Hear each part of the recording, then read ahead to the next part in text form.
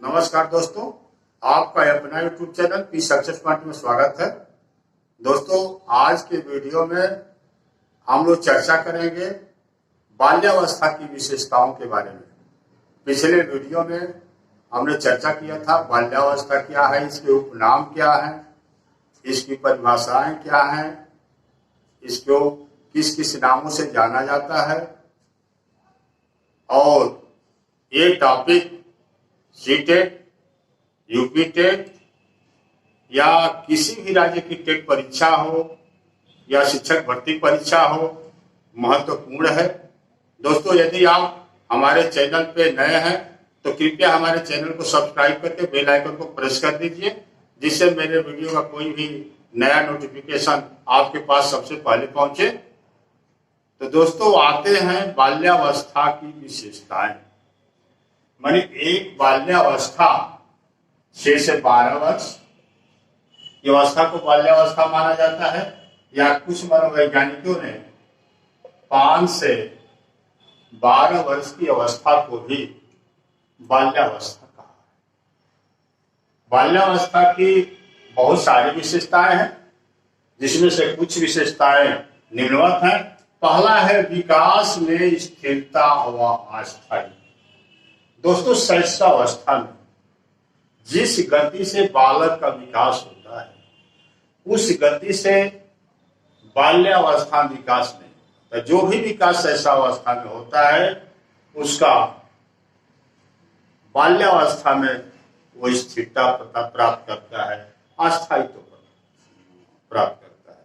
क्योंकि इस अवस्था में जो सीखने का दायरा है वो बढ़ जाता है, विकास का दायरा बढ़ जाता है, गति कम हो जाती है। यहां तक कि कुछ मनोवैज्ञानिकों ने इसे मिथ्या परिपक्वता कहा है, जिसे हॉलिंगवर्थ नामक मनोवैज्ञानिकों ने इसे कहा है। और दूसरा आते हैं आत्मस्थिरता। अब देखिए, एज भी बढ़ गया, 6 से 12 वर्ष हो गया। इस अवस्था में बालक क्या करता है? आत्मस्थिरता। बहुत सी चीजों में स्वयं आश्रित हो जाता है, अपना भोजन स्वयं कर लेता है, कपड़ा पहन लेता है, विद्यालय जाना हो तो कापी किताब भी बैग में रख लेता है, या बहुत सारी चीजें कर सकता है, आत्माश्रित हो जाता है। और समूह की प्रबलता, समूह की प्रबल भावना होती है, समूह ही सब कुछ है।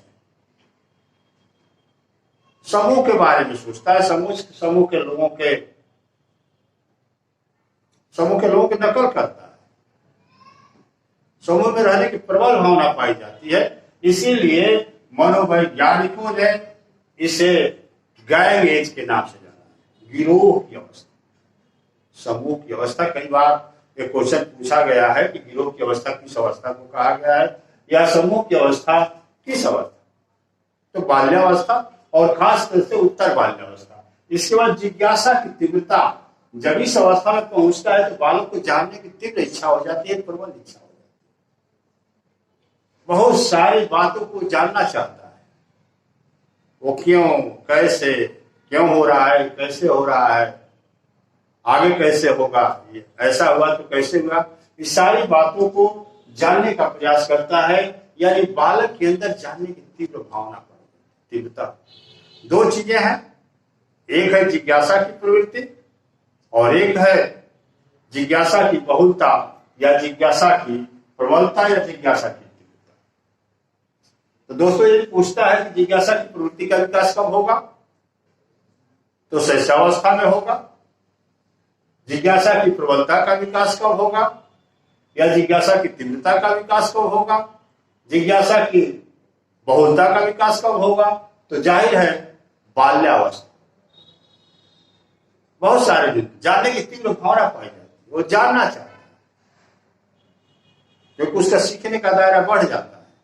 परिवार से निकल करके विद्यालय, समाज से निकल कर विद्यालय, एक और तो परिवार का सदस्य होता है, दूसरी ओर विद्यालय का छात्र होता है, तीसरी ओर समाज में विचरण करने वाला प्राणी होता है। अब इसके बाद अगला पॉइंट है जीवन की वास्तविकता। इस अवस्था में, बाल्यावस्था में आते आते वो जीवन की वास्तविकता के प्रति उसका झुकाव हो जाता है। उसकी प्रमुख विशेषता है कि उसकी जो रुचि है जीवन की वास्तविकता के प्रति व्यवहारिक हो जाती है। वास्तविक और अवास्तविक चीजों में अंतर स्पष्ट कर लेता है, रुचि उत्पन्न हो जाती है। इसके बाद आता है रचनात्मक कार्यों में रुचि।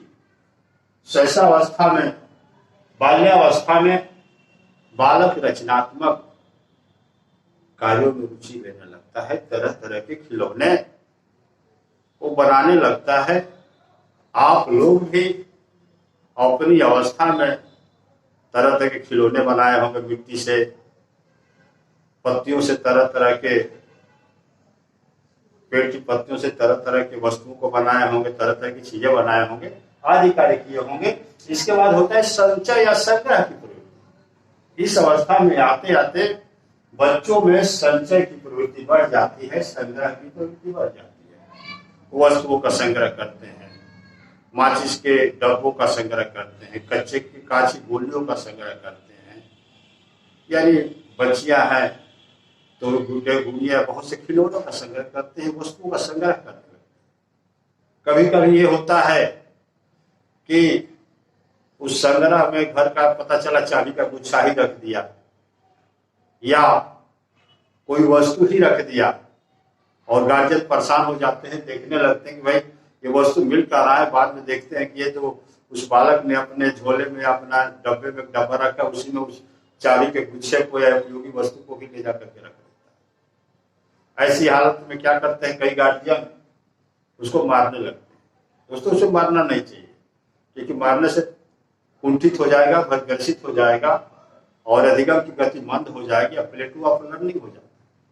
ये मनोवैज्ञानिक कारण है, साइकोलॉजिकल कारण है, मनोवैज्ञानिक विशेषता है कि जब बाल्यावस्था में पहुंचेगा तो वस्तुओं का संग्रह करेगा, तरह तरह की वस्तुओं का संग्रह करता है, ताश के गड्डियों का संग्रह करता है, माचिस के डब्बों का संग्रह करता है, या और सारे चीजों का वो संग्रह करता है। इसके बाद आता है खेल तथा रचना समूह में भागना। इस अवस्था को खेल की अवस्था भी कहा गया है। हमने कहा है कि बालक इस अवस्था में समूह में रहता है और समूह में कोई ना कोई खेल खेलता है, कोई ना कोई खेल खेलता है। खेल से क्या होता है? सहयोग, सद्भावना, सहनशीलता, सहभागिता, नेतृत्व आदि गुणों का विकास होता है। कई बार क्वेश्चन पूछा गया कि सबसे खेल का मैदान सबसे अच्छा समाजीकरण का साधन, सबसे अच्छा समाजीकरण होता है, यानी यूं कह सकते हैं कि सर्वांगीण विकास होता है। तो इस अवस्था में खेल, कोई ना कोई खेल खेलेगा, समूह में खेलेगा। अगर मित्र ने उसे बुला दिया और घर के लोग रोकना चाहते हैं तो कहीं ना कहीं वो समूह में चला जाएगा। फिर होते हैं बहिर्मुखी। इस अवस्था में आते आते, इस अवस्था के लायक में बालक में बहिर्मुखी भावना का विकास हो जाता है, बहिर्मुखी चिंतन करने लगता है, कई बिंदुओं पर चिंतन करने लगता है। और बहिर्मुखी भावना का विकास समाज में उसके समायोजन करने का एक प्रमुख आधार है। इसके द्वारा वो समाज में समायोजन करने लगता है, समाज में समायोजन करने में, अनुकूलन करने में आसानी होती है और अनुभव में वृद्धि। जैसे जैसे बालक का विकास होता है, जाहिर है बाल्यावस्था में वो प्रवेश करता है, एज बढ़ती है तो शारीरिक, मानसिक, संवेगात्मक और सामाजिक, ये सारी चीजों का विकास होता है और अधिगम की प्रक्रिया शुरू हो जाती है। अधिगम के उत्तरोत्तर अधिगम करने लगता है। उसके अनुभव में वृद्धि होती, उसको बहुत सी चीजों के बारे में ज्ञान हो जाता है, जानकारी हो जाती है। यही बाल्यावस्था की एक प्रमुख विशेषता है। और काम प्रवृत्ति का सुप्त होना, इस अवस्था में बालक की जो काम प्रवृत्ति है वो सुप्त अवस्था, उतनी जागरूकता नहीं होती है। विभिन्नता में व्यापकता, इस अवस्था में बालक में विभिन्नता में व्यापकता के दर्शन हो, वो उसका सोच व्यापक हो जाता है। किसी विषय वस्तु के प्रति, किसी चीज के प्रति उसका सोच बहुत ज्यादा व्यापक, वो सोचने लगता है, व्यापकता आ जाती है।